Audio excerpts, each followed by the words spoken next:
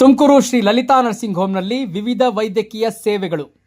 ತುಮಕೂರು ನಗರದ ವಿನಾಯಕ ನಗರದಲ್ಲಿರುವ ಶ್ರೀ ಲಲಿತಾ ನರ್ಸಿಂಗ್ ಹೋಮ್ನಲ್ಲಿ ಸಾರ್ವಜನಿಕರಿಗೆ ವಿವಿಧ ವೈದ್ಯಕೀಯ ಸೇವೆಗಳು ಲಭ್ಯವಿವೆ.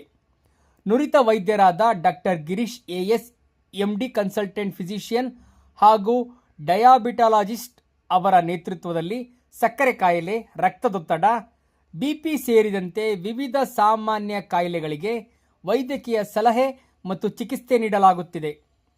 ಇದರ ಜೊತೆಗೆ ರಕ್ತ ಪರೀಕ್ಷೆ, ಇಸಿಜಿ, ಫಾರ್ಮಸಿ, ಚರ್ಮರೋಗ ಚಿಕಿತ್ಸೆ ಸೇರಿದಂತೆ ಹಲವು ಆರೋಗ್ಯ ಸೇವೆಗಳು ಒಂದೇ ಸೂರಿನಡಿ ಲಭ್ಯವಿವೆ.